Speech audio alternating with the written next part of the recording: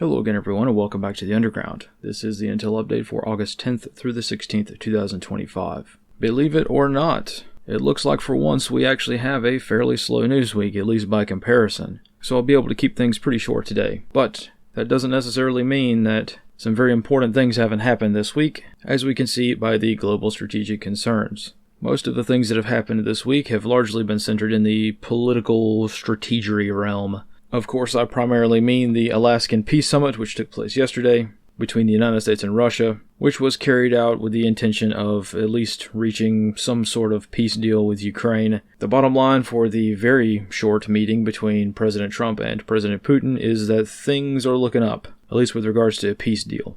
Of course, there's plenty of conjecture, plenty of speculation, because no one really knows what was discussed or what the terms of any kind of peace agreement might be.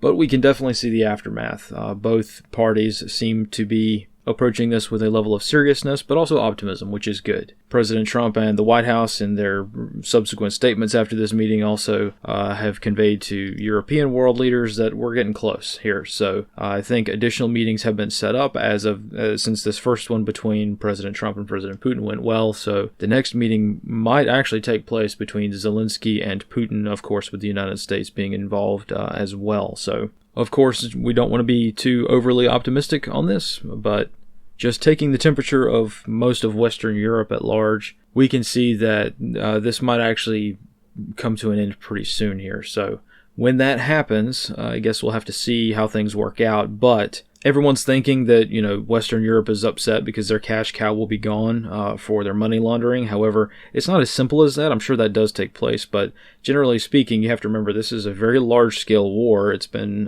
one of the largest land wars in Europe for a very long time, and Western Europe very heavily poured a lot of their public sentiment into this war. So the times they are a-changin', and it would seem that things may start to develop afterwards. In some ways, the West is going to have to find another war to fight. It may be Asia, it may be Iran, it may be somewhere else, but for right now, just getting across the finish line and reaching some point of conclusion or some point of consensus in Ukraine would probably be a very good first step for determining how the next 10 years are going to go in Europe. But only time will tell how that will go. More pressingly here, both in the United States and in the United Kingdom, we seem to have very similar sets of problems this week, namely the discovery of a fairly persistent child slavery network in Omaha, Nebraska, of all places, which we'll get into in a moment. And of course, our friends across the pond have similar issues with the migrant crisis, which is rapidly reaching ahead in many areas, such as London. So generally speaking, the migrant crisis and the exorbitant rise in crimes that have occurred over the past few months throughout the entire British Isles continues to be a big problem, and there's no real end in sight. So that's it for the global overview. Let's go ahead and jump down into the regions for the United States, and I just briefly wanted to touch on Washington, D.C. and what's going on there.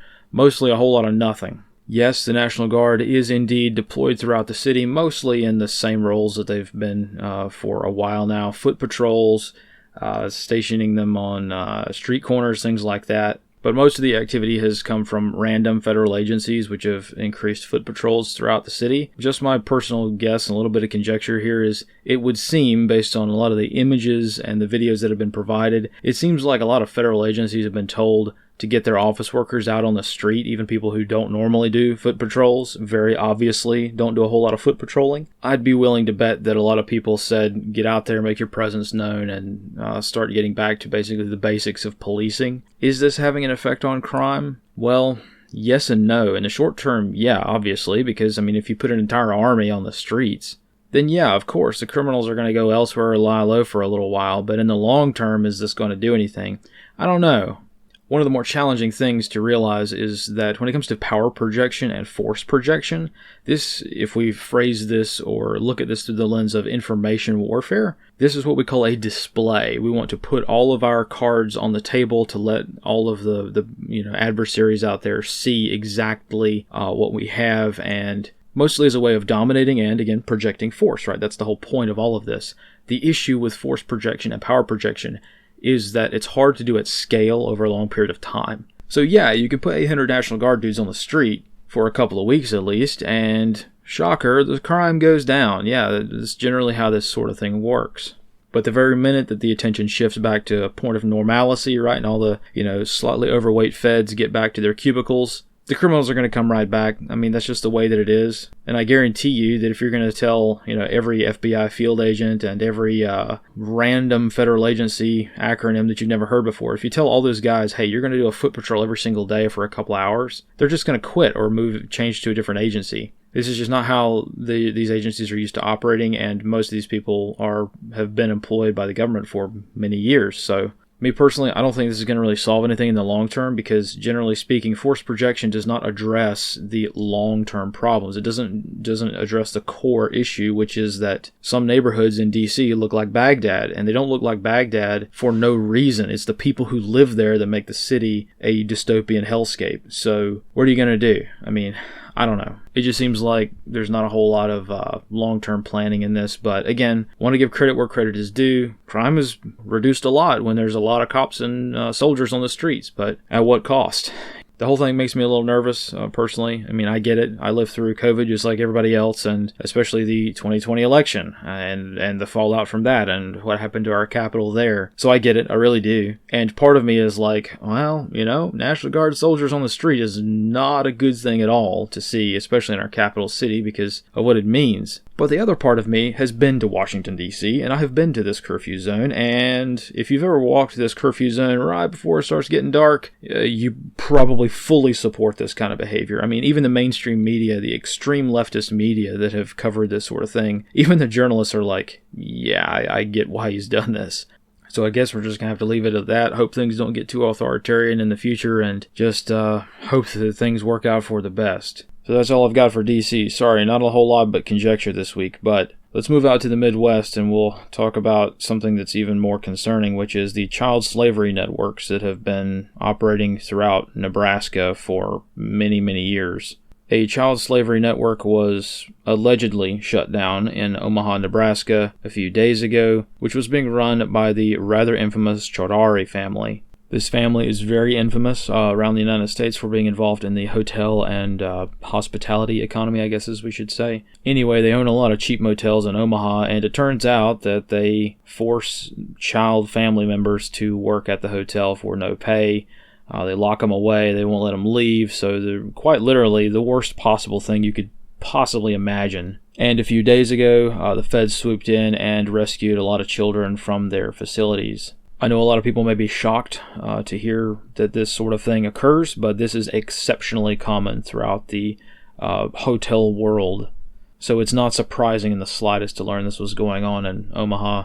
And this is not the first time that this exact family has been implicated for this exact thing in this exact area. Back in 2018, 2 other members of the Chaudhary family were arrested for the same exact thing, forcing their children to work at the hotel for no pay, locking them away, telling them they can't leave. That 2018 case came to light after one of the children escaped, so they were able to escape confinement and make it out and tell someone that they were being held against their will. They were a child slave, right, at these hotels. So the 2 people who were implicated in that 2018 case were illegal immigrants. Shocker, right? So they were given a prison sentence of 1 year and 1 day by the Department of Justice, and then they were allegedly deported. The hotels themselves had absolutely no impact whatsoever. They did not close down. They didn't even stop taking reservations. They just continued on as normal, which, again, people seem to find to be quite odd, right? Well, the same thing happened a few days ago. So again, 5 more people in the same area, different members of the family this time, were arrested for exactly the same thing, forcing children, underage children, to work at their hotels for no pay and being held against their will, locked away in closets and things like that. And just to hammer this home, these are the 4 hotels that were implicated in this most recent arrest earlier this week. So these 4 hotels were hit with stings. They recovered a bunch of children from each of these facilities and charged the owners of these hotels. But the hotels continue on. They are not closed as far as I can tell. TripAdvisor still taking reservations, and a lot of other booking and travel websites still have them listed. Yeah, you wouldn't know. It's just one of those things where you probably should be aware of this sort of thing. I mean, to me, the whole thing is just insane because literally just a few weeks ago, we had, I think it was 10 children rescued from an underground bunker in Alabama in the most, horrifying way, right? And that's all the news can talk about, right? We're probably going to have a documentary on this in 5 or 6 years. But here we have the institutionalized, routine, streamlined child trafficking and human slavery networks running in the same city for many, many years, with the same family being involved, and once the media finds out they're from India, everybody clams up, right?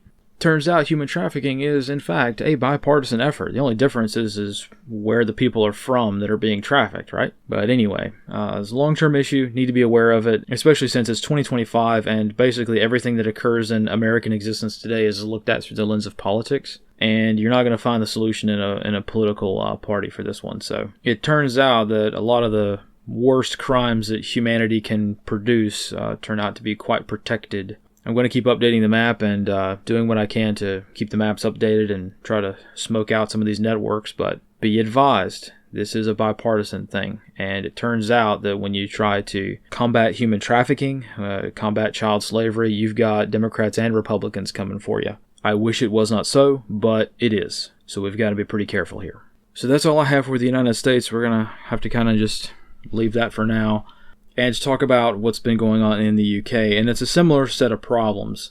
Now, one thing that we have to be aware of is timing. So the way that things work in the UK is typically we don't find out about a crime occurring sometimes until very many months later. It depends on what it is and the situation, right? When it comes to migrant crime, a lot of the times a migrant will assault someone and then we won't find out that that crime ever occurred. It won't appear anywhere until many, many, many weeks or even many months later. When the assault occurs, nothing happens because nobody knows, right? But those, 5 or 6 months later, when the police begrudgingly release the name of the person or they're convicted or something like that, the public finds out about it and then they protest. And that's what this week has been. There have been a handful of cases that occurred a while ago that are now coming to light because it's now the time where the British people are finally learning about some of these crimes that occurred back in the past. Occasionally, if it's a high-profile enough thing and there are for enough witnesses, you'll find out about an assault or some kind of migrant crime that day that it occurs. But a lot of the time, they cover it up intentionally. And this was one of the very big sticking points for a lot of the very grisly murders that have occurred throughout the United Kingdom over the past couple of years. So things are not doing super well. It turns out that there have been a lot of crimes committed by migrants over the past few months, and it's not getting any better. It's actually getting quite worse. I really wish I could help out the situation a little bit more than I can, but anyway, the British people know. They're starting to learn, especially when the average British person sees a crime taking place. They see a horrific murder right in front of their eyes on the street, or they see some kind of assault or something that no one should see in civilized society. They see that, and then they see nothing in the news. That is probably more radicalizing than anything that they, knew beforehand. So immigration is a big thing here in the U.S. It's a big thing in Western Europe, and a lot of nations are finding out exactly what happens when you let this stuff go on unchecked for a long period of time. Even legal immigration is an issue because the UK made it legal, right? So all you got to do is pencil whip something, and now suddenly you've got a problem. So that's pretty much all I have for today. Let's go ahead and roll things up with the intercepted GhostNet reports. Again, fantastic week for using radio to communicate in a more off-grid manner. For those of you who have not heard what the GhostNet is, this is a HF radio or high-frequency radio, old-school shortwave radio plan for trying to do two things. One, have an emergency radio network, but also to have a more routine way of exchanging information without any kind of infrastructure in between. Radio is really dang hard to censor, and it's really hard to take offline, even with jamming or any kind of apocalyptic scenario. It's pretty hard to take that sort of thing offline. So being able to streamline this stuff, learn how to work radio, and work out a lot of the kinks in the system is not just helpful for emergency radio stuff, like it's some sort of ultra-rare apocalypse scenario where the power goes out, the internet goes out, everybody's in the dark, right? Yeah, the GhostNet can help with that sort of thing, for sure. But it's more about offsetting a lot of our information needs off of the internet, off of cellular networks, and onto a system that is a little bit more resilient. So that's what the GhostNet is about, and you guys can see every week I highlight a lot of the reports that I receive from my end. It's random every week, but this is only a fraction of what I see. A lot of people exchange information. They transmit text-based messages over the radio. This is not like your standard ham radio net, so I know a lot of hams probably don't like this sort of thing, but that's okay. This is really meant for people who like to use radio, not necessarily as a hobby, but as a tool. So this whole thing will become a lot more clear, a lot easier to understand as time goes on. It just takes me a long time to write things, write guides and handbooks and things like that. So updates are coming. It will be better. And yeah, I think it's already a pretty good system as is, but everything can be made better. So that's exactly what we're going to do. So that's all I have for today. Here are the sources as usual. And of course, you can find all of these links on my Obsidian page where I host all of my research for the reports I write throughout the week. I'm working on organizing that a little bit more as well to make things a little easier to understand and consume. And hopefully it helps those of you who want to see the primary source material for yourself. So again, that's all I have for today. Thank you again for watching, and thank you for all of your support. I could not do this stuff without you guys. And the world's not going to get any better without each of us chipping in the best that we can and using the skills that we have to make the world a little bit more livable. So thank you again, and I will see you next time. And as always, fight in the shade.